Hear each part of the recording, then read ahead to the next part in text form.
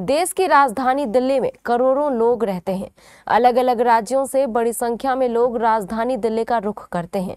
अब तक दिल्ली में वायु प्रदूषण की वजह से फेफड़ों की बीमारियां हो रही थी, लेकिन वही नई रिसर्च ने चौंकाने वाला खुलासा किया है और दिल्ली में रहने वालों की हड्डियों को लेकर चिंता जाहिर की है। आखिर दिल्ली में रहने वाले लोगों को हड्डियों में क्या प्रॉब्लम हो रही है, इस खबर से जुड़ी पूरी जानकारी देखिए इस खास रिपोर्ट में।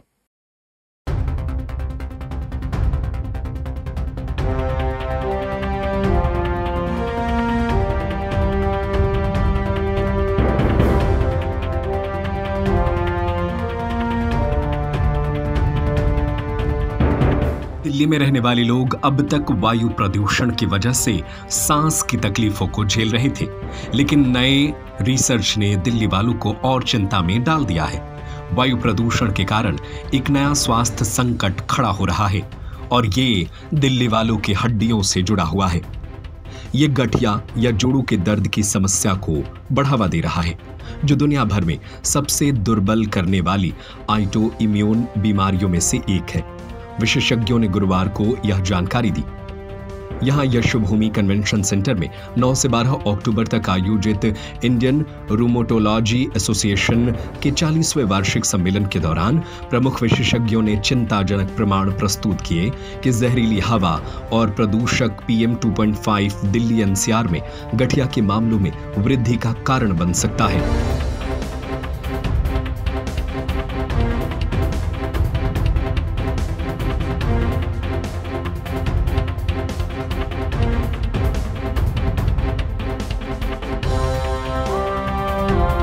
एम्स दिल्ली द्वारा किए गए एक रिसर्च में यह बात सामने आई है कि जो लोग अत्यधिक प्रदूषित क्षेत्रों, विशेषकर मुख्य सड़कों के 50 मीटर के दायरे में रहते हैं, उनमें गठिया अधिक गंभीर रूप से देखा गया है।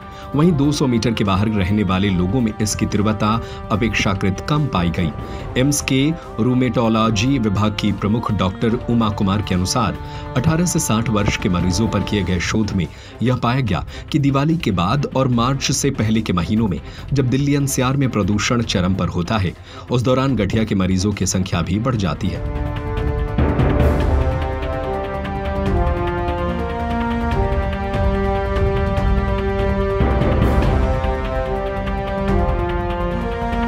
इस दौरान दवाएं भी असर नहीं करती और बीमारी की गति धीमी हो जाती है।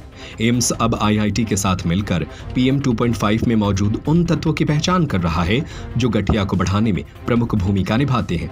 वहीं रूमेटोलॉजी के डॉक्टर बिमलेश धर पांडे ने कहा कि भारत में गठिया के मामले तेजी से बढ़ रहे हैं। बच्चों में जुवेनाइल इडियोपैथिक आर्थराइटिस, महिलाओं में रूमेटाइड आर्थराइटिस और बुजुर्गों में ऑस्टियोआर्थराइटिस पाया जाता है।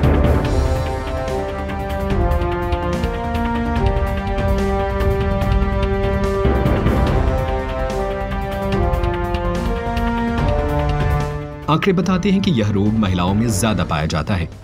इनके इलाज के लिए देश में केवल 1400 विशेषज्ञ ही हैं।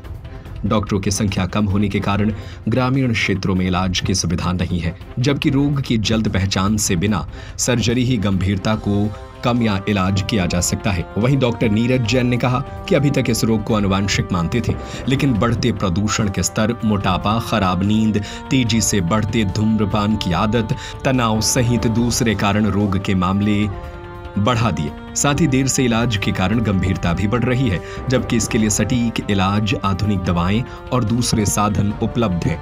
वैसे इस खबर पर आपकी क्या राय है? हमें अपनी राय नीचे कमेंट बॉक्स में जरूर बताएं।